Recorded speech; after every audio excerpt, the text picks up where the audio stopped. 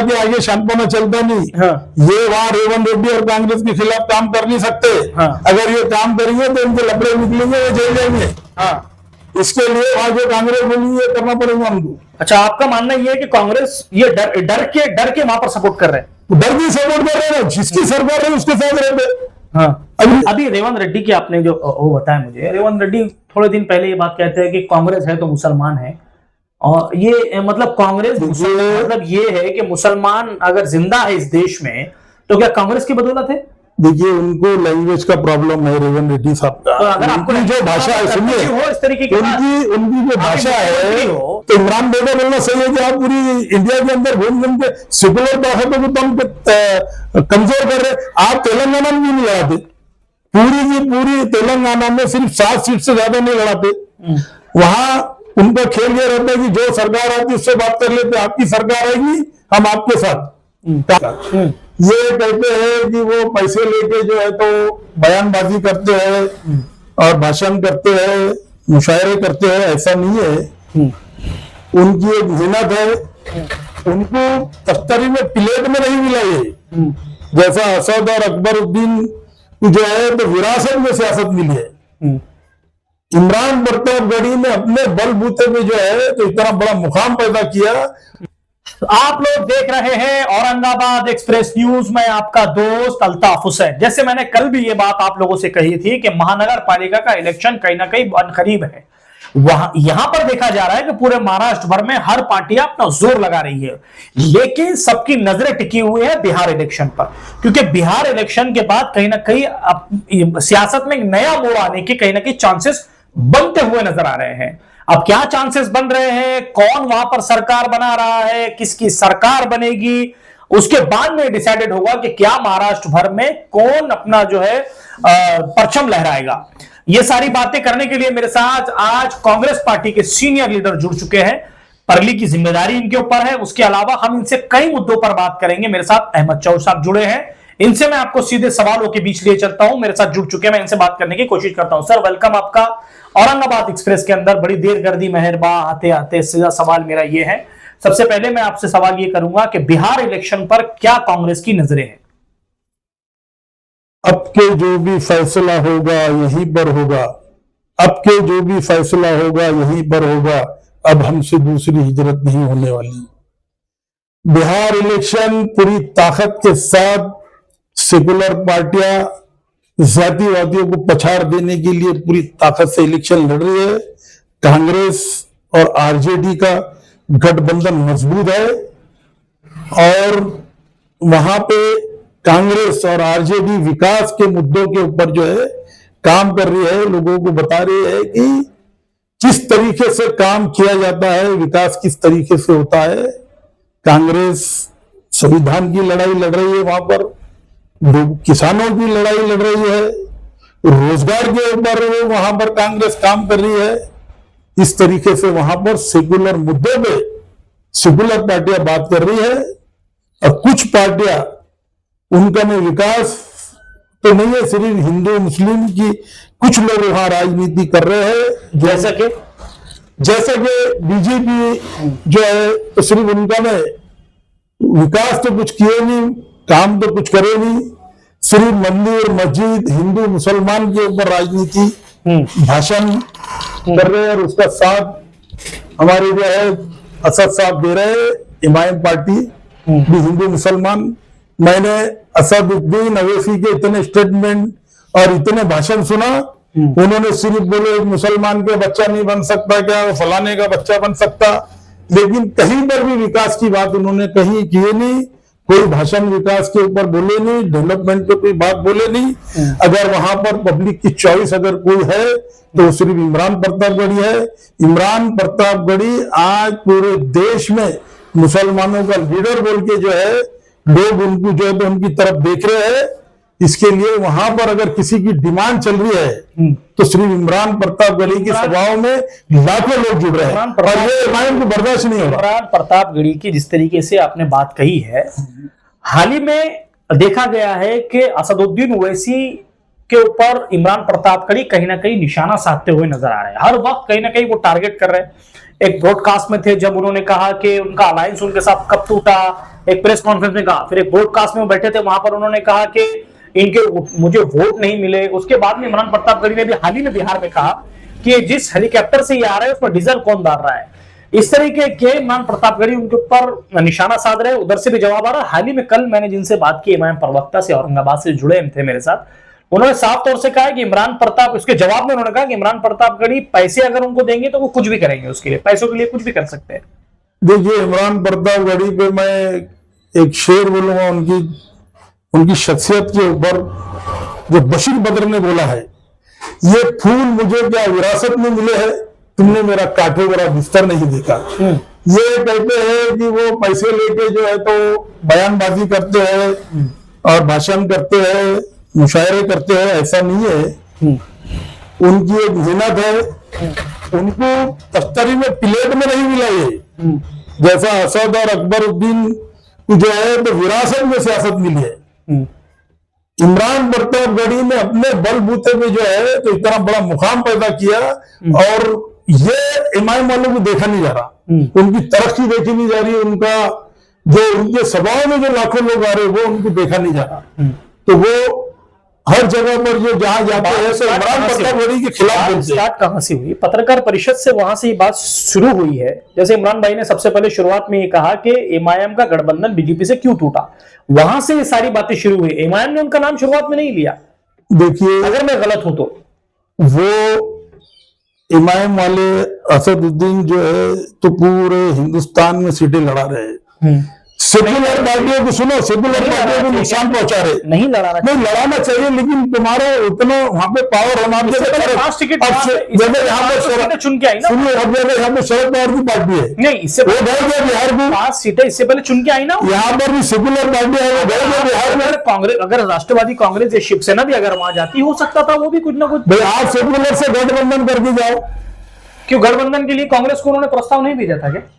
भाई आप मीडिया में अलग बोलते, वहां अलग बोलते, सवारी 2 सीट चुन जाए। अब आपने कितनी सीटें मांगी? सुनिए, हिंदुस्तान में एमआईएम पार्टी बीजेपी से पुरानी पार्टी, सुनो पहले आप मेरा जवाब समझ लीजिए, पहले मेरा जवाब खत्म होने दो। हिंदुस्तान में सुनो, हिंदुस्तान में बीजेपी से पुरानी पार्टी एमआईएम है, 1 सीट आती, तो भी औरंगाबाद के लोगों ने इम्तियाज जलील साहब को चुन के दिए थे तो 2 ही थी। अरे भाई क्या वजह है तुम एक में अटके रहे? अच्छा, आप बिहार जाते हैं तो इमरान भाई का बोलना सही है कि आप पूरी इंडिया के अंदर घूम घूम के सेकुलर ताकतों को तुम कमजोर कर रहे। आप तेलंगाना में भी नहीं लड़ाते, पूरी की पूरी तेलंगाना में सिर्फ 7 सीट से ज्यादा नहीं लड़ाते। वहां उनका खेल ये रहता है कि जो सरकार आती है उससे बात कर लेते, आपकी सरकार आएगी हम आपके साथ, कांग्रेस के आएंगे कांग्रेस के साथ। अच्छा चलिए, आप जैसे एमआईएम पे आप निशाना साध रहे हैं, एमआईएम, और मुझे ऐसा लगता है एमआईएम पार्टी और आप दोनों पार्टियां मिलकर जनता को पागल बना रहे हैं। अब कैसे बना रहे हैं सुनिए आप। अभी 1 सीट पे इलेक्शन हो रहा है, वहां पर असदुद्दीन ओवैसी कांग्रेस की रैली में रहते हैं, वहां उनको सपोर्ट करते हैं, यहां पर इमरान प्रतापगढ़ी एमआईएम को बुरा बोलते हैं। तो आप दोनों मिलकर कहीं ये तो नहीं है कि जनता को पागल उल्लू बना रहे हैं? जनता को पागल कौन बना रहा है? कांग्रेस इस देश में 65 साल हुकूमत कर रही है।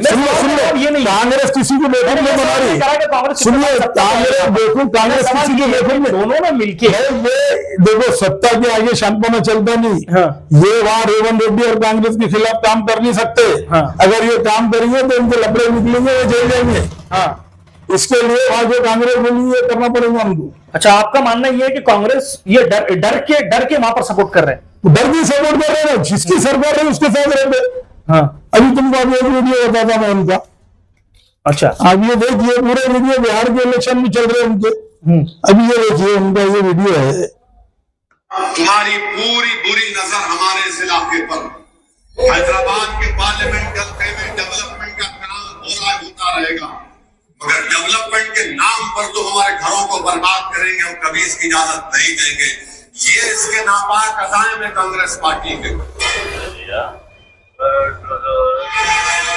ये तो फेल हो गया कि जब से रेवंत रेड्डी चीफ मिनिस्टर बने, हैदराबाद पार्लियामेंट कॉन्स्टिट्यूएंसी में करीब 2000 की लागत से जुबली बस स्टैंड से फलकनुमा तक एक मेट्रो की लाइन का इफ्तिताह सीएम ने किया। नागौल से एयरपोर्ट तक जो मेट्रो लाइन डाली जाएगी, उसका एक मेन स्टेशन ओवैसी हॉस्पिटल और सनराइज गुड्डे पर होगा। उस्मानिया हॉस्पिटल करीब 1200-1700 करोड़ की लागत से नया बन रहा है। मैं शुक्रगुजार हूँ चीफ मिनिस्टर साहब का कि आपके जेर क़यादत हैदराबाद और हैदराबाद पार्लियामेंट कॉन्स्टिट्यूंसी में इतने बड़े पैमाने पर इंफ्रास्ट्रक्चर डेवलपमेंट का काम हो रहा है।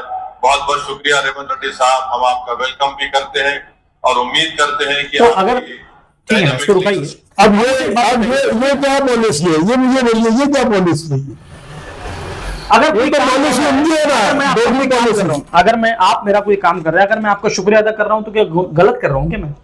अरे भाई फिर आप उधर बिहार में क्यों जाके खिलाफ काम कर रहे हैं? आप मुझे बताइए कोई इलेक्शन नहीं लड़ सकता क्या? नहीं इलेक्शन लड़े ना आपके वार्ड से, आप जिस वार्ड से, अगर मैं इलेक्शन लड़ लूं तो मतलब ये कि मैं मुनाफिक हूं, मैं फिरका परस्त हूं, मैं अलग ताकत कर रहा हूं। आप इलेक्शन लड़िए। आप जब कौम और मिल्लत की बात करते हैं, कौम और मिल्लत को अगर फायदा ना पहुंचाना चाहते हैं तो सेकुलर पार्टियों से क्यों नहीं? ठीक है, अगर नहीं दे रहे तो आप बैठ जाओ ना, कई दिन लिए खड़े करते। अभी रेवंत रेड्डी की आपने जो वो बताया मुझे, रेवंत रेड्डी थोड़े दिन पहले ये बात कहते हैं कि कांग्रेस है तो मुसलमान है, और ये मतलब कांग्रेस मतलब ये है कि मुसलमान अगर जिंदा है इस देश में तो क्या कांग्रेस की बदौलत है? देखिए उनको लैंग्वेज का प्रॉब्लम है रेवंत रेड्डी साहब का। तो अगर आपको जो भाषा है, सुनिए, इस तरीके की उनकी जो भाषा है, नहीं राज्य क्या मुख्यमंत्री है, सुनो वो तो मैंने सुना नहीं उन्होंने क्या बोले, सुनो वो तो मैंने सुना नहीं उन्होंने क्या बोले। उनका बोलने का मकसद ये था कि देश में अगर कोई विकास कर सकता तो वो कांग्रेस पार्टी है, और सारे समाज को लेकर अगर कोई चल सकता तो वो कांग्रेस पार्टी है। किसी के साथ कांग्रेस पार्टी भेदभाव नहीं करती। हिंदू मुसलमान का मुद्दा कांग्रेस के पास में नहीं है। सबका साथ, सबका विकास अगर कोई है तो कांग्रेस पार्टी, उनका बोलने का मकसद ये था कि कांग्रेस सबको न्याय देने का काम करती है। अभी हाल ही में महानगर पालिका के इलेक्शन होने हैं औरंगाबाद में, कितने सीटें कांग्रेस लड़ा रही है? देखिए ये अभी हमारे जो प्रदेश अध्यक्ष बने हर्षवर्धन सत्तार साहब, तो पार्टी ने हमको हीरा दिया है अध्यक्ष, यानी जितना तराशेंगे उतनी चमक आएंगी।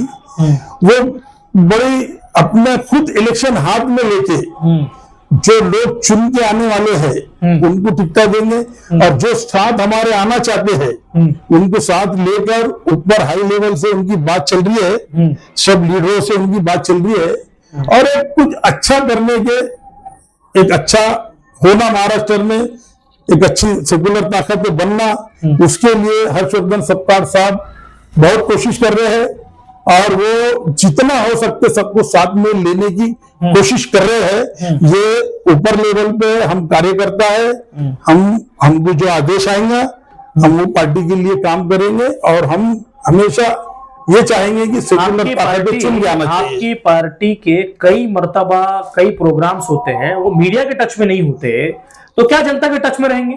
देखिए मीडिया, आज का मीडिया आपको मालूम है, ठीक है भाई आप तो ठीक है बता रहे हैं, कांग्रेस का भी बताते हैं सभी पर, लेकिन अभी जो मीडिया है इलेक्ट्रॉनिक मीडिया वो पूरा जो है तो बीजेपी के फेवर में और एमआईएम के फेवर में बताता है। बाकी क्यों दूसरे पार्टियों के फेवर में? एमआईएम के फेवर में क्यों? एमआईएम अगर जितना चलेंगी तो उतना बीजेपी चलेगी। ओके, ये लफड़ा है उनका सेकुलर ताकत। आपकी पार्टी क्यों मीडिया के टच में नहीं रहती, क्या वजह है? क्योंकि 2 या 3 लोगों के साथ काम करती है आपकी पार्टी। हमारा काम, आपके शहर अध्यक्ष तो साहब ऐसे है कि वो 2 या 3 चैनल के अलावा किसी से बात भी करने को तैयार नहीं होते। दूसरी बात ये, ग्राउंड पे आज तक मैंने उनको देखा नहीं, आज तक मेरे को राम मंदिर के एरिया में कभी दिखे नहीं, आज तक मुझे बुड्डीलैंड के एरिया में कभी दिखे नहीं, आज तक शाह बाजार में मुझे कहीं दिखे नहीं, मुझे कहीं और एरिया में वो दिखे नहीं, सिर्फ गांधी भवन में वो दिखते हैं, उसके बाद में फिर वो कहीं नजर नहीं आते।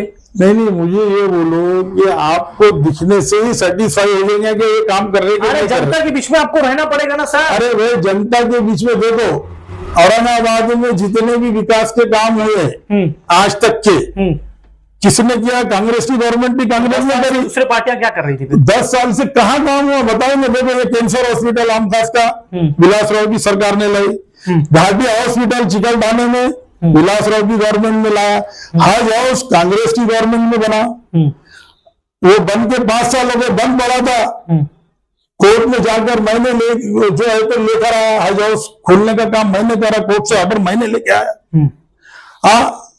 जो भी मुद्दे होते हैं वो एमआईएम और बीजेपी वाले सिर्फ हिंदू मुसलमान सिर्फ भाषण करते हैं वो, लेकिन प्रॉपर काम सिर्फ कांग्रेस ने करी, क्योंकि कांग्रेस की ही सरकार थी, कांग्रेस ने ही सब किया हुआ है। इन्होंने सिर्फ हिंदू मुसलमान के नाम पे लोगों को बांटा है, इलेक्शन कर। इतने साल कांग्रेस ने काम किया, आप बोल रहे हैं औरंगाबाद हुआ, हर जगह काम किया, क्यों आखिर ऐसा हुआ कि 2015 में आपकी सीटें कम आई, 2014 में आपकी सीटें यहां से हारी, 2019 में आप हार गए, 2024 में आप हार गए? इतना काम करने के बाद हारे क्यों आप? देखो भाई, अब ये मत कहिए कि ईवीएम में काम हो गया, ईवीएम की वजह से हम हार गए, ये मत कहिए। सुनो, एक शेर और बोल देता हूं, गिरते हैं शह सवारी मैदान जंग में, वो तिफली क्या गिरे जो घुटनों के बल चले।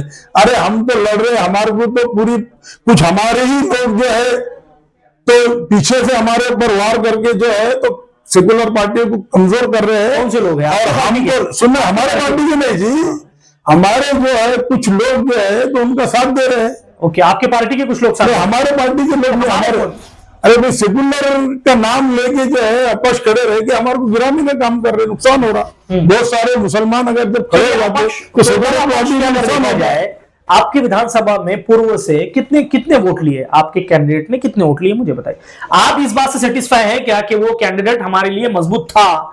आप सेटिस्फाई है क्या इस बात? सुनिए, ये जो इलेक्शन हुआ इसके अंदर कांग्रेस ये चाह रही थी कि भाई ज्यादा से ज्यादा मुसलमान चुन के। सुनो, नहीं, मुझे एक बात बताइए, विधानसभा में क्या आपके पास चेहरा नहीं था? आप खुद जो है उम्मीदवार थे, यूसुफ लीडर थे, आपके पास डॉक्टर सरताज थे, डॉक्टर जफर ने मांगा था, इफ्तिखार अहमद आपसे टिकट मांग रहे थे, क्या ये चेहरे नहीं थे? मुझे बताइए, कांग्रेस ने क्या ये छुपी गठबंधन इमाम के साथ किया था? ये क्यों क्लियर नहीं कर पा रहे आप लोग कि हाँ हमारा गठबंधन इमाम के साथ था छुपा हुआ? देखिए, वो मेरे पास में तो उसकी कोई ऑथेंटिक जानकारी नहीं है, और मैं बहुत छोटा कार्यकर्ता हूं, मैं नीचे का कार्यकर्ता हूं, हाई लेवल तक के मेरा काम नहीं है। और पार्टी की कोई पॉलिसी रहती है, और कांग्रेस पार्टी एक बहुत बड़ी पार्टी है, बड़ी सोच वाली पार्टी है। 65 साल से जो है इस देश में कांग्रेस का झंडा बुलंद है। वो उनकी जो सोच, उन्होंने किस तरीके से ये इलेक्शन को हैंडल करे, ये उनकी जो पॉलिसी है। अच्छा सर, इसके बारे में नहीं बोल सकते। एक सवाल मेरे मन में अभी, जैसे आपने पहले कहा कि कांग्रेस से इमाम डरती है, जैसे शुरुआत में हमने कहा कि वहां पर उनकी सरकार है इसलिए कांग्रेस क्यों डर? कांग्रेस डरती है, कांग्रेस नहीं, इमाम डरती कांग्रेस, ये मैं बोल रहा हूं। जैसे आपने कहा कि तेलंगाना में उनकी सरकार है, इसके डर की वजह से उन्होंने वहां पर उनको सपोर्ट किया। मुझे एक बात बताइए, इतनी मर्तबा एआईएमएम के महाराष्ट्र अध्यक्ष इम्तियाज जलील ने प्रेस कॉन्फ्रेंस में कहा कि हम आपके साथ आने तैयार है, हमको लीजिए आपके पार्टी में। यहां बोला, बिहार में वहां पर बोला कि भाई हम आज भी आपके साथ आने तैयार है, हमको लीजिए, लास्ट वक्त तक, लास्ट मोमेंट तक वहां पर चिल्ला, उनके घर तक चले गए आरजेडी के ढोल लेकर के, भाई हमको लीजिए आपके पार्टी में, हमको लीजिए आप हमारे साथ, हम कम सीटों पे लड़ेंगे। क्यों नहीं लेते, आखिर क्या वजह है? देखिए, साहब इंदौरी का एक शेर है, कुछ बातें शेरों में समझने की रहती जी। सियासत में रवादारी जरूरी है, सियासत में रवादारी जरूरी है, रोजा तो नहीं रखता पर अफ्तारी समझता है। ये बातें बाहर मीडिया में चिल्लाना अलग है, तो क्या है वो, और इंटरनल बात जो होती है वो अलग है। जनता के बीच में बताइए ना कि आखिर क्या? कांग्रेस एक बड़ी पार्टी है, हर बात का जवाब नहीं दे सकती। अच्छा, मतलब आप इनको वो छोटा मानते हैं? छोटा भी हर बात का जवाब नहीं दे सकते। नहीं, बात तो यही होना। देखो, इनकी ताकत क्या है ये मुझे बोलो। इनका एक एमएलए 5 वोटों से चुन गया है इमाम का। आपकी ताकत होना ना अपनी हमसे बात करने की, पहले ताकत बनाओ ना। आपकी उनकी ताकत तो इतनी है कि आपको चुन के भी नहीं आने दे रहे ना। नहीं, ऐसा नहीं होता। देखो, गिरना चुन के आना ये बात अलग है, लेकिन मुझे आप ये बताइए कि आपकी ताकत, मेरी नजर में, मैं सियासत को समझता हूं, मेरी नजर में जितनी जीतने वाली की ताकत नहीं उतनी हाराने वाली की ताकत होती है, क्योंकि उसके अंदर उतने गट्स है कि आपको चुन के नहीं। एक बात बोलूं क्या, निगेटिव बहुत सारी चीजें है, नेगेटिव का सवाल ही नहीं ना साहब, आपको बुखारी से हमने कुछ भी बोल सकते, लेकिन किसी के काम को सराहना ये बहुत दिल गुर्दे का काम है। आज मैंने जैसा आपको औरंगाबाद के विकास के बारे में बताया, आप मुझे ये बता दिए कि ऐसा विधायक काम जो कांग्रेस ने करी, जो सकरिया साहब के दौर में हुआ, यानी आजाद कॉलेज देखिए आप, आज 70 साल 80 साल 70 साल हो गए, आज लोग वहां से पढ़ के पूरी दुनिया के अंदर जा रहे।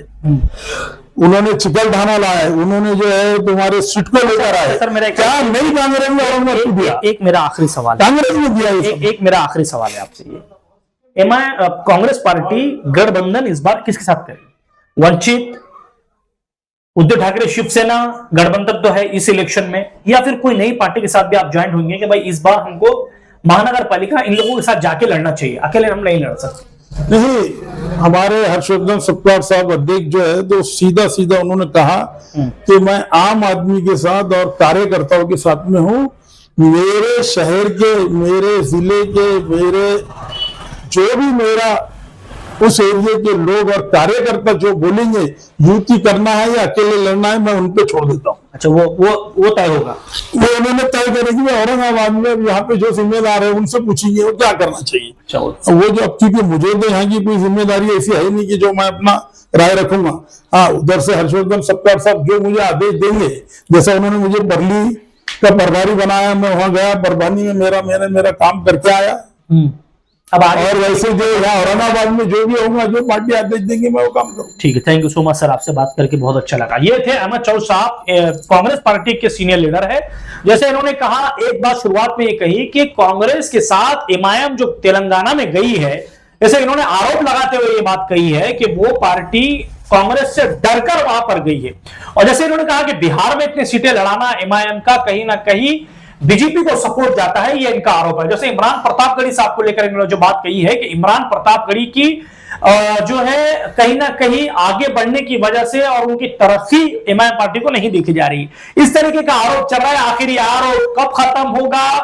अब महानगर पालिका में कौन महापौर बनेगा, कौन किसके साथ जाएगा, ये तो बहुत जल्द ही हमारे सामने आने वाला है। इसके लिए सारी चीजें देखने के लिए हमारे साथ जुड़ते रहिए। कैमरामैन आदिल खान के साथ मैं अल्ताफ हुसैन, आप लोग देख रहे हैं औरंगाबाद एक्सप्रेस न्यूज।